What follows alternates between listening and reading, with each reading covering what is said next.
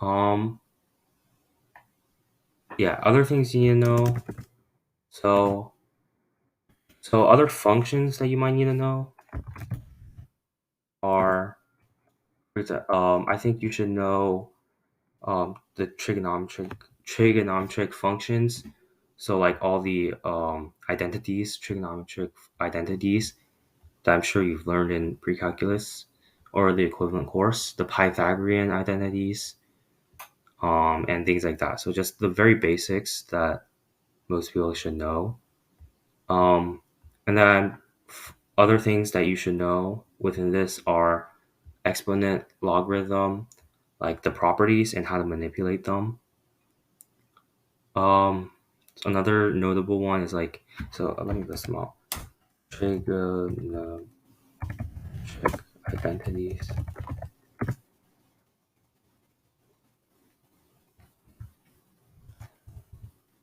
And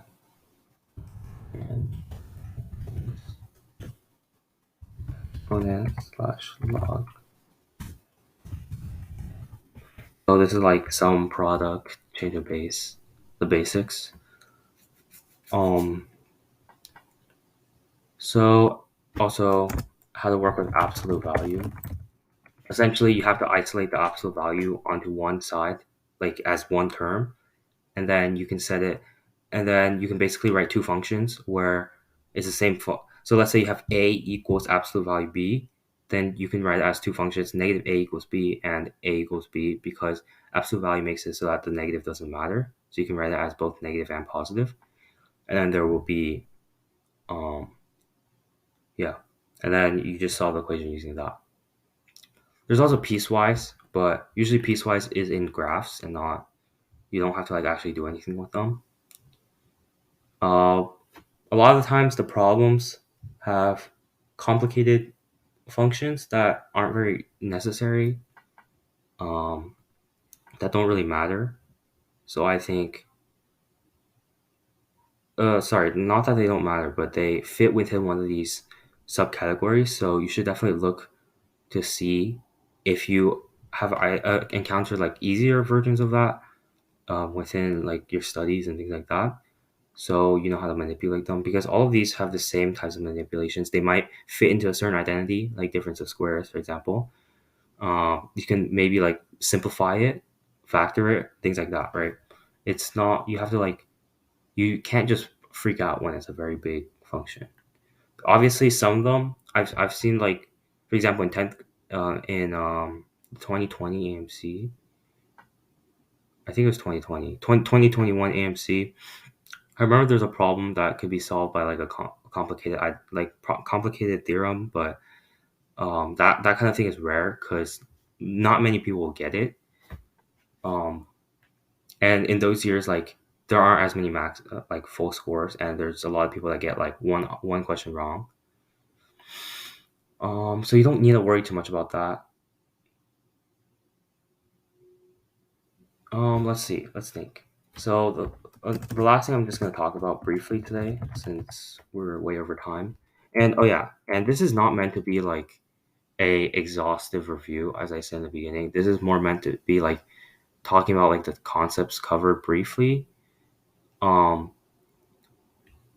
yeah. So if you guys want strategies, just DM me on Discord.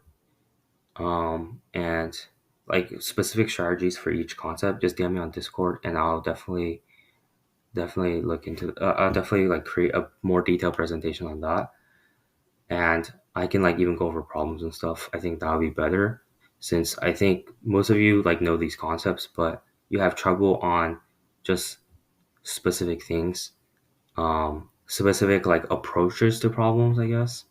Yeah. So let's get back to the sequences. Um, so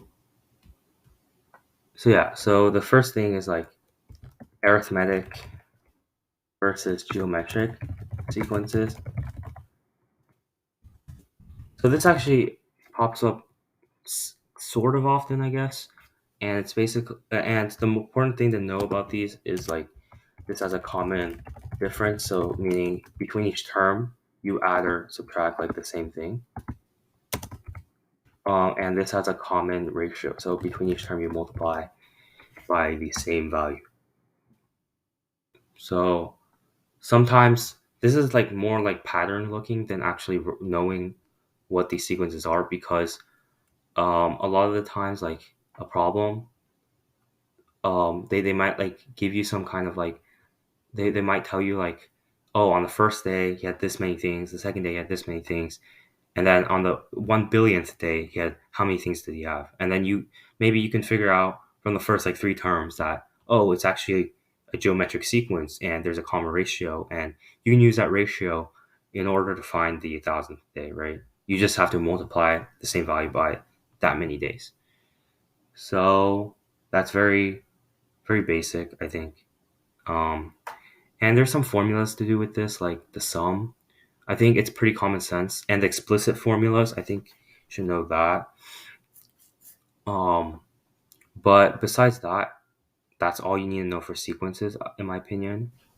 Um, oh yeah, another thing is like telescoping functions. So what this means is basically if there's like a very complicated sum of terms. So like you guys know what summation notation is. It looks like like a like a e. If there's a very complicated summation term, just write out the first couple values and see if like anything cancels out. And if it's a telescoping term, a telescoping function or sequence, then the all of the terms in between will cancel out, and then you'll be left with a very simple function.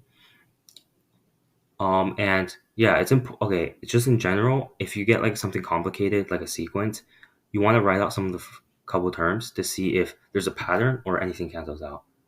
I think that's the most important thing. Just some other things, I guess, that you should know is like sum of first n numbers is just n times n plus one over two. Um, sum of first n powers of two is like two to n plus one minus one. Sum of first odd numbers is n squared. Um, sum of first n squares is n times n plus 1 times 2n plus 1 over 6. And sum of first n cubes is n times n plus 1 over 2 squared. So you just square the you just square the first n terms. And then yeah, that's all we're gonna cover today. That's just a basic overview, and if you guys want specific review, just let me know, and I'll probably make videos like that anyways. Bye.